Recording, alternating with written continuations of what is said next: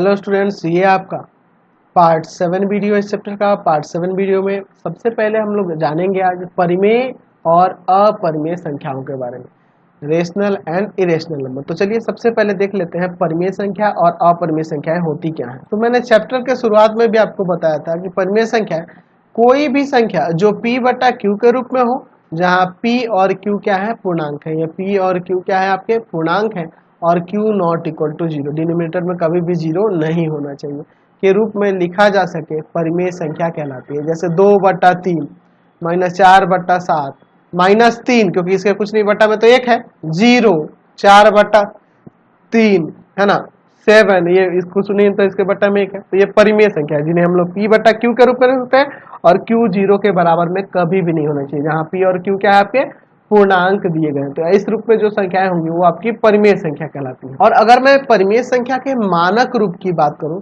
मैं लिख सकता हूं परिमेय संख्या का मानक रूप मानक रूप की बात करूं, तो अगर मान लीजिए कोई परिमेय संख्या p बटा q के रूप में दिया हो, तो ध्यान रखना कि अगर p और q का जो HCF हो वह 1 के बराबर हो, तो वही उसका मानक रूप कहलाता है। जैसे मैं 2/3 लिखा हूं, तो मैं बात करूं 2 और 3 के HCF की, तो वो 1 होगा, इसलिए यह परिमेय संख्या का मानक रूप कहलाएगा। यही अगर मैं 4/6 लिख देता हूं, तो यह परिमेय संख्या का मानक रूप नहीं है, क्योंकि अभी देखो अगर मैं 2 और 6 की HCF की बात करूं, तो 2 और 6 का HCF कितना आ जाएगा, 2 आ जाएगा। 2 और 6 का HCF कितना आ जाएगा, 2 आ जाएगा। लिख सकते हैं कि HCF ऑफ 4,6 इक्वल टू 2, तो यह 1 के बराबर तो नहीं ना होगा, दैट मीन्स यह आपका परिमेय संख्या का मानक रूप नहीं है। इसे हम लोग सिंपल कर देंगे, ऐसे काट सकते हैं 2 से, और इसको काट सकते हैं 2 से तो 3 बार में, तो 2/3 यह आपका मानक रूप हो गया। ठीक है, तो मानक रूप में ध्यान रखना होगा कि ऊपर और नीचे जो संख्याएं दी गई होंगी, जो पूर्णांक दिए गए होंगे, उनका HCF 1 आना चाहिए, उनका HCF 1 आना चाहिए, यानी कि यह दोनों संख्याएं असहभाज्य होनी चाहिए, है ना। p और q क्या क्या होना चाहिए, असहभाज्य होना चाहिए, यानी उनका HCF 1 के बराबर होना चाहिए। चलिए अब बात करते हैं अपरिमेय संख्या के बारे में। कोई भी संख्या जो p बटा q, जहाँ p और q पूर्णांक है और q नॉट इक्वल टू 0 हो, के रूप में नहीं लिखी जा सके, अपरिमेय संख्या कहलाती है। ठीक है, जैसे अगर मैं लिखूं √2 और नीचे कुछ नहीं तो बटा में 1 है, तो यहाँ ये आपका पूर्णांक थोड़े हुआ जी, पूर्णांक नहीं ना होगा, यहाँ p और q पूर्णांक इस रूप में नहीं लिखी जा सके। जैसे √2 हुआ, √3 हुआ, 2/√3 हुआ, -√7/√2 हुआ, ये सब क्या है, आपकी अपरिमेय संख्या है। क्यों, क्योंकि इन्हें हम लोग p बटा, अब कहोगे कि सर ये तो p बटा q के रूप में है, यार p बटा q के रूप में लिखे हैं, लेकिन p और q पूर्णांक होना चाहिए ना, तो ये पूर्णांक थोड़े है, p और q पूर्णांक तो नहीं है, समझ गए ना। तो इस तरह से हम लोग कह सकते हैं कि वैसी संख्या जिन्हें p बाई q के रूप में लिखा नहीं जा सके, जहाँ p और q क्या है, पूर्णांक है, तो वह आपकी अपरिमेय संख्या कहलाती है। तो मैंने इस तरह भी आपको बताया था कि परिमेय संख्या वैसी संख्या कहते हैं जिनका दशमलव प्रसार शांत या अशांत आवर्ती होता है, अशांत आवर्ती होता है। और अपरिमेय संख्या वैसी संख्या को कहते हैं जिनका दशमलव प्रसार अशांत अनावर्ती होता है, अशांत अनावर्ती होता है। चैप्टर के शुरू में भी मैंने बता रखा था कि अशांत आवर्ती और अशांत अनावर्ती होता क्या है या शांत होता क्या है, इसके बारे में मैंने आपको चैप्टर के शुरू में ही बता रखा था। तो ये मैंने जानबूझ के इसलिए बताया क्योंकि आगे जो अगले एक्सरसाइज में जाने वाले हैं, वहां परिमेय और अपरिमेय के बारे में ही हम लोग चर्चा करेंगे। चलिए आगे हम लोग एक प्रमेय देखते हैं, उसके बाद हम लोग क्वेश्चंस को देखेंगे। चलिए तो हम लोग एक महत्वपूर्ण प्रमेय देखने वाले हैं। देखिए प्रमेय कहता क्या है, यदि a एक धनात्मक पूर्णांक है, a कोई धनात्मक पूर्णांक है और p एक अभाज्य संख्या है, p क्या है, एक अभाज्य संख्या है। तो अभाज्य संख्या आपको पता है कि 2 होगा, 3 होगा, 5 हो सकता है, 7 हो सकता है, तो p एक अभाज्य संख्या है, तो जाहिर सी बात है वो 1 से बड़ा ही होगा। अभाज्य संख्या 1 तो होता नहीं है, 1 से बड़ा ही होगा। जो a स्क्वायर को विभाजित कर रहा है, जब यह 1 से बड़ा है, यानी कि यह 2 है, 3 है, 5 है, कुछ भी हो सकता है, कोई भी अभाज्य संख्या हो सकती है, और जब a स्क्वायर में उसके द्वारा भाग लग जाता है, यानी कि a जो होगा 1 से तो बड़ा ही होगा, a 1 से बड़ा होगा ना जी। a एक धनात्मक पूर्णांक है, लेकिन वो 1 से बड़ा ही होगा। क्यों 1 से बड़ा होगा, क्योंकि p एक अभाज्य संख्या है और उसके द्वारा उसमें भाग लग जा रहा है, यानी कि वो 1 से बड़ा होगा। 2 हो सकता है या और भी कोई संख्या हो सकती है, लेकिन 1 से तो भैया बड़ा होगा, a 1 से बड़ा होगा। तब पी ए को भी विभाजित करेगी, ये हमें साबित करना है। यानी ए अगर धनात्मक पूर्णांक है और पी एक अभाज्य संख्या है जो ए स्क्वायर को विभाजित करती है, यानी कि ए स्क्वायर को पी विभाजित करता है, तो हमें साबित करना है कि पी ए को भी विभाजित करेगा। अगर ए स्क्वायर को विभाजित करता है तो ए को भी विभाजित करेगा, हमें यह साबित करना है। चलिए देखते हैं। मैं मान लेता हूं, मान ए एक धनात्मक पूर्णांक है, धनात्मक पूर्णांक है, धनात्मक पूर्णांक है। एक धनात्मक पूर्णांक है और अभाज्य संख्या p ए स्क्वायर को विभाजित करती है।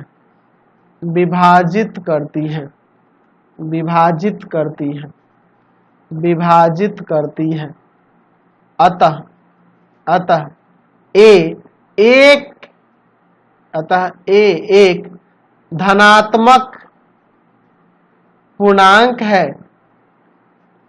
है जो एक से बड़ा है। मैंने शुरू में ही कहा था एक से बड़ा, इसलिए आपको पता चला क्योंकि देखो p एक अभाज्य संख्या है जो 2, 3, 5, 7 है ना, 11, 13 इसमें से कोई हो सकता है, और वो ए को विभाजित कर दे रहा है। ए कोई धनात्मक पूर्णांक उसको विभाजित कर दे रहा है, ए स्क्वायर को विभाजित कर दे रहा है।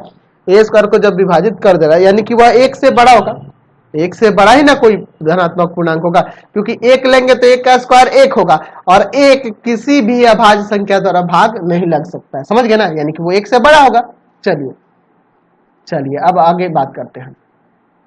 अब देखिए हम लोग अंकगणित का आधारभूत प्रमेय पढ़े थे, तो यहां लिख सकते हैं अंकगणित की आधारभूत प्रमेय से, अंकगणित के आधारभूत प्रमेय से ए को अभाज्य गुणनखंड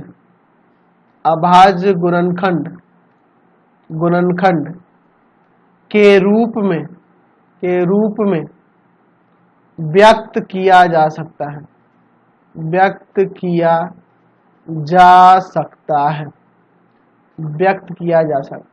हम लोग यहाँ मान लेते हैं, जब ए एक से बड़ी धनात्मक पूर्णांक है तो उसे हम लोग क्या कर सकते हैं, अंकगणित के आधारभूत प्रमेय के आधार पर एक को अभाज्य गुणनखंडों के रूप में व्यक्त किया जा सकता है ना। तो मैं यहाँ मान लेता हूँ ए बराबर में P1 गुना P2 prime number, P1 P2 P3 ऐसे कहाँ तक दिया गया है, मान लेते हैं कि यह Pn तक दिया गया है, जहाँ ये गुणांक के रूप में है। देखना ना, ए जो एक भाज्य संख्या है जिसे हम लोग अभाज्य संख्याओं के गुणनफल के रूप में व्यक्त कर दिए, यानी कहने का मतलब कि यहाँ जो P1 P2 है ये सब क्या है, अभाज्य संख्या है, जहाँ P1 P2 P3 कहाँ तक, Pn तक, ये सब क्या है, अभाज्य संख्याएं हैं।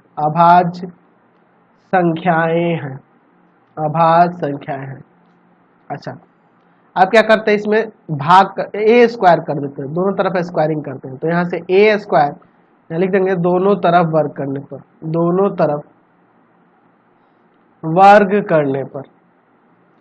पर हो जाएगा यहाँ P1 का स्क्वायर इंटू में P2 का स्क्वायर इंटू में P3 का स्क्वायर डॉट डॉट डॉट किसका, Pn का स्क्वायर, ऐसे लिख सकते हैं ना। चलिए अब देखिए, चूंकि आपके पास दिया है कि P ए स्क्वायर को विभाजित करता है, आपके क्वेश्चन में ऊपर प्रमेय में ही कर रहा है, विभाजित करता है, ए स्क्वायर को विभाजित करता है, P ए स्क्वायर को विभाजित करता है, इसलिए यहाँ कह सकते हैं कि P ए स्क्वायर को जब विभाजित करता है तो इसको भी विभाजित करेगा, क्योंकि ए स्क्वायर इसके बराबर है। तो P विभाजित करेगा किसको, P1 के स्क्वायर को इंटू P2 के स्क्वायर को इंटू P3 के स्क्वायर को इंटू डॉट डॉट डॉट कहाँ तक, Pn के स्क्वायर को भी विभाजित करता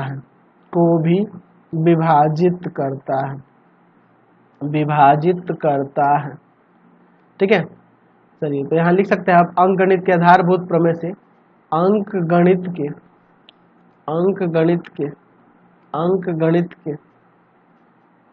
आधारभूत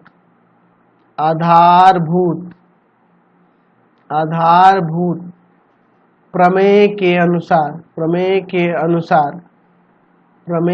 अनुसार भाज्य संख्या ए स्क्वायर को अभाज्य संख्याओं के गुणनफल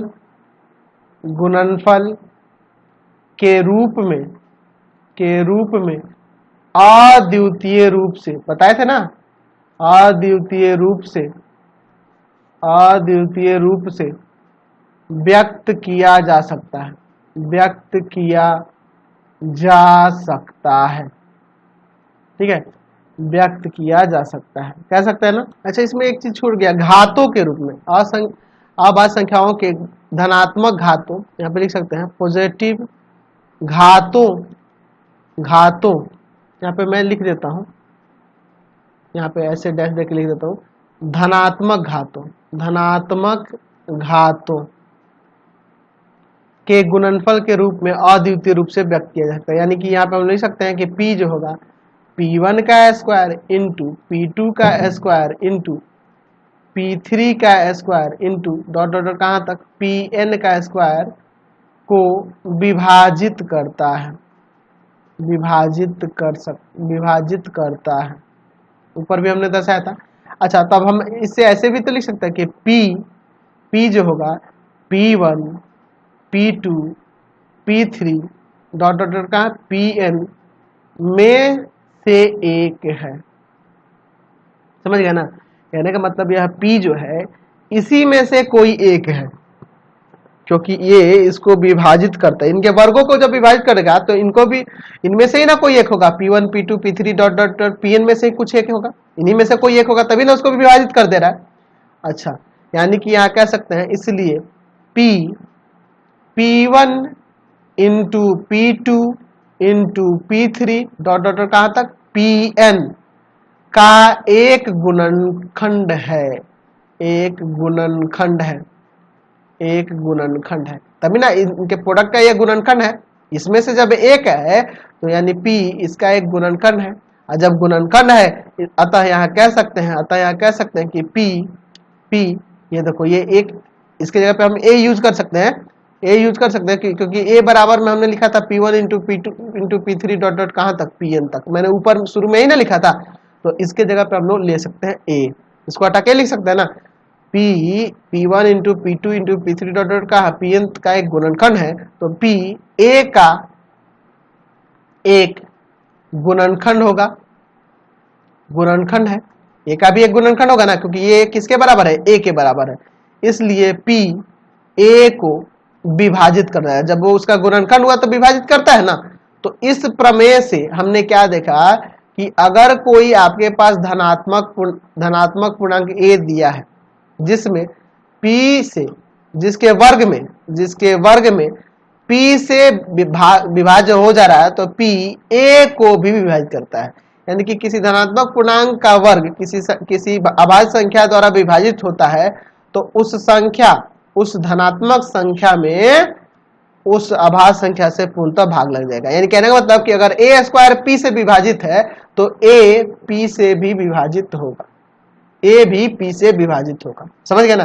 अगर किसी धनात्मक पूर्णांक का वर्ग किसी अभाज्य संख्या से भाग लग जा रहा है तो उस धनात्मक पूर्णांक से भी उस अभाज्य संख्या से भाग लग जाएगा, यही यह प्रमेय कहता है। तो अब उसी पर मैंने एक एग्जांपल ले लिया है, सिद्ध करते हैं कि √5 एक अपरिमेय संख्या है। अभी जो हमने प्रमेय देखा ना, उसी के आधार पर इसे सिद्ध करना। तो मैं यहाँ पे उल्टा मानूंगा, माना √5 एक परिमेय संख्या है, हम लोग परिमेय संख्या मान लेते हैं, परिमेय संख्या है।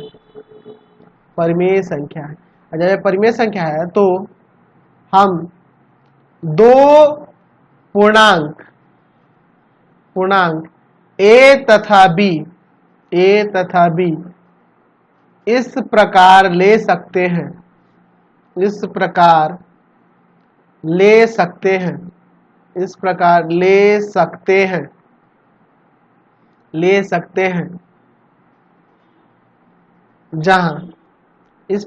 सकते हैं, जहां क्या कर देंगे, √5 बराबर में A बटा B। देखिए ये दो पूर्णांक है, A और B दो पूर्णांक है, तो पूर्णांक में पूर्णांक से भाग लगेगा, तो ये आपका परिमेय संख्या हो जाएगा कि नहीं, और यह भी आपका एक परिमेय संख्या। तो परिमेय संख्या को इस परिमेय संख्या के बराबर कर दिए, जहां A तथा B असहभाज्य है, असहभाज्य है। या ऐसे भी लिख सकते हैं कि ए तथा बी का HCF 1 है, ए तथा बी का HCF 1 है। यानी कहने का मतलब यह ए बट्टा बी क्या है, परिमेय संख्या का मानक रूप हुआ, सिंपलेस्ट फॉर्म हुआ। ये परिमेय संख्या का सिंपलेस्ट फॉर्म हुआ, मानक रूप हुआ, स्टैंडर्ड फॉर्म हुआ। समझ गए ना? ए और बी असहभाज्य है, यानी कि इन दोनों का HCF 1 है। अब देखिए यहां लिखेंगे दोनों तरफ वर्ग करने पर, वर्ग करने पर, तो यहां से हो जाएगा √5 का स्क्वायर बराबर में a बटा b का स्क्वायर। तो यहाँ 5 बराबर में a स्क्वायर बटा b स्क्वायर। अच्छा, एक और चीज आपके मन में आ रहा होगा कि सर आपने परिमेय संख्या क्यों माना? तो देखो, मैंने परिभाषा दिया था परिमेय संख्या और अपरिमेय संख्या का। तो मैंने बताया था कि परिमेय संख्या किसे कहते हैं, जो p बटा q के रूप में लिखी जा सके, जहां a p और q पूर्णांक है, और अपरिमेय में जस्ट उसका उल्टा, जिसे नहीं लिखा जा सके। ठीक है, तो इस अपरिमेय संख्या को हम जानते हैं कि अपरिमेय है, लेकिन इसको मैं परिमेय मान लूंगा और मैं आगे दिखा दूंगा कि ये परिमेय मानना हमारा गलत हो गया, इसलिए परिमेय नहीं है, तो क्या होगा, अपरिमेय हो जाएगा। समझ गए ना? इसीलिए मैंने इसे परिमेय माना है। चलिए इसको लाके इधर गुना करते हैं। ठीक है, इसको लाके इधर गुना करेंगे तो यहाँ से a स्क्वायर बराबर हो जाएगा 5b स्क्वायर, 5b स्क्वायर, ये ना हो जाएगा a स्क्वायर बराबर 5b स्क्वायर। या हम ऐसे भी लिख सकते हैं 5b स्क्वायर बराबर में a स्क्वायर। ठीक है, समझ गए ना? इसको लाके इसमें गुना कर दिया, 5b स्क्वायर बराबर a स्क्वायर। अच्छा, अगर यहाँ पे सोचो आप, मैं 5 को उधर भेज दूं, मैं आपको समझाने के लिए यहाँ पे लिख रहा हूँ, b स्क्वायर बराबर a स्क्वायर बाई 5 लिख दो, a स्क्वायर बाई 5 लिख दो, तो यह आपका क्या है, पूर्णांक है, a पूर्णांक है, b भी पूर्णांक है। तो जब पूर्णांक के वर्ग में 5 से भाग किया जा रहा है, पूर्णांक जब किसी पूर्णांक के वर्ग में, पूर्णांक का जब वर्ग करेंगे तो वो भी आपका एक पूर्णांक आएगा, धनात्मक पूर्णांक। जब किसी धनात्मक पूर्णांक में किसी संख्या 5 से हम लोग भाग कर रहे हैं, तो 5 से भाग करने पर क्या आ रहा है, हमारा b स्क्वायर आ रहा है।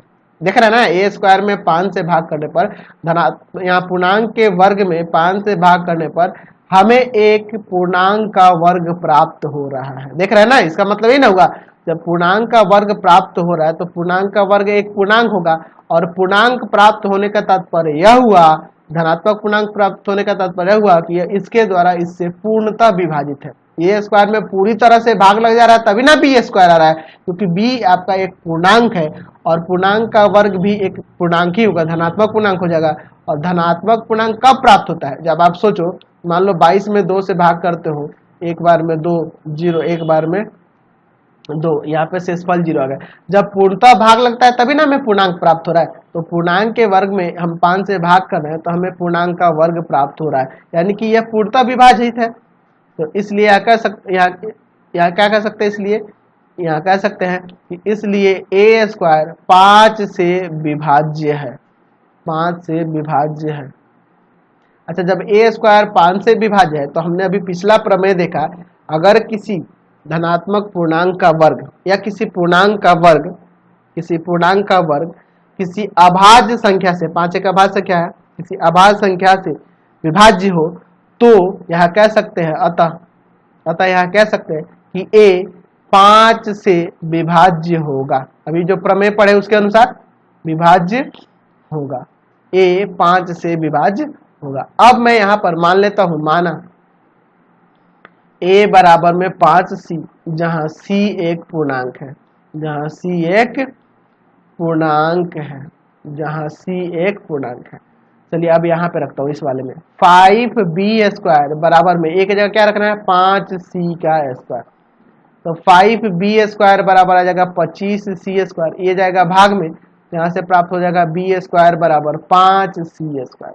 अगर मैं इसको भाग में भेजूँ तो यहाँ b स्क्वायर बट्टा 5 बराबर c स्क्वायर होगा। यहाँ भी सेम कंडीशन, b स्क्वायर एक धनात्मक पूर्णांक होगा और उस धनात्मक पूर्णांक में 5 से भाग करने पर सी स्क्वायर है, और सी भी एक पूर्णांक है और पूर्णांक का वर्ग पूर्णांक ही होता है। तो यह पूर्णांक धनात्मक पूर्णांक जब प्राप्त हो रहा है, यानी कि हम यहाँ कह सकते हैं कि बी स्क्वायर 5 से पूर्णतः विभाज्य, यानी विभाज्य है। इसलिए बी स्क्वायर 5 से विभाज्य है, 5 से विभाज्य है, 5 से विभाज्य। जब विभाज्य है, अतः यहाँ देख लीजिए बी स्क्वायर जब 5 से विभाज्य है तो बी 5 से विभाज्य होगा। हम लोग जो प्रमेय पढ़े थे ना अभी पिछला, उसी के आधार पर 5 से विभाज्य होगा। तो हम क्या देख रहे हैं कि ए भी 5 से भाग लग जा रहा है, ए में भी 5 से भाग लग जा रहा है और बी में भी 5 से भाग लग जा रहा है। दोनों में 5 से भाग लग जा रहा है, यानी कि दोनों में ये कॉमन फैक्टर दिख रहा है, उभयनिष्ठ गुणनखंड दिख रहा है। अतः या इसलिए, अतः ऊपर लिख चुके हैं, इसलिए ए तथा बी का, ए तथा बी का एक उभयनिष्ठ उभयनिष्ठ उभयनिष्ठ गुणनखंड गुणनखंड 5 है। एक उभयनिष्ठ गुणनखंड क्या है? 5 है ना। ए और बी का उभयनिष्ठ गुणनखंड 5 इसलिए हो रहा है क्योंकि ए में भी 5 से भाग लग जा रहा है और बी में भी 5 से भाग लग रहा है। लेकिन हम लोग ऊपर जो मानना था, हम लिख सकते हैं कि यह हमारी मान्यता हमारी जो मान्यता थी, हमारी मान्यता क्या थी? तो हमारी मान्यता ऊपर थी कि ए तथा बी असहभाज्य है, असहभाज्य है, यानी कि इन दोनों का, ए और बी का HCF 1 है ना। ए और बी असहभाज्य है, ये हमने माना था ना, असहभाज्य है के विरोधाभासी है, विरोधाभासी है। ठीक है, हमारी जो मान्यता थी कि ए और बी असहभाज्य है, यानी उनका HCF 1 है, लेकिन यहां तो हो गया ए और बी का उभयनिष्ठ गुणनखंड 5 है, यानी दोनों में 5 से भाग लग जा रहा है और इसमें देख रहे थे कि ये उभयनिष्ठ गुणनखंड एक ही हो रहा है, तो ये हमारी मान्यता का यह विरोधाभासी प्राप्त हो रहा है ना जी। ये जो ऊपर है हमारी मान्यता का विरोधाभासी प्राप्त हो रहा है। अतः यहां कह सकते हैं, यहां पे इस तरह यह मानना गलत है कि √5 एक परिमेय संख्या है, परिमेय संख्या है। यह मानना गलत हो गया कि √5 एक परिमेय संख्या है। अतः √5 एक अपरिमेय संख्या है, अपरिमेय संख्या है। हमने यही साबित करना था और हमने साबित करके दिखा दिया। समझ में आया ना। तो इसी तरह के क्वेश्चन आपके एक्सरसाइज में मिलने वाले हैं। आपको करना क्या होगा, हमारे 3 चैनल को सब्सक्राइब करना होगा। पहला है आपका pathfinder classes Chhapra, pathfinder classes Chhapra, और दूसरा है भारती भवन रविकांत सर, भारती भवन रविकांत सर, और तीसरा चैनल है रविकांत सर के नाम से, रविकांत सर के नाम से। तो तीनों चैनल को सब्सक्राइब करेंगे और इससे रिलेटेड वीडियो के लिए सीधे डिस्क्रिप्शन में जाएगा, और इससे संबंधित नोट्स के लिए www.ravikantsir.in पर जाएंगे, ravikantsir.in पर जाएंगे और वहां से आप सभी क्लासेस के नोट्स को डाउनलोड कर सकते हैं। Thanks for watching the video.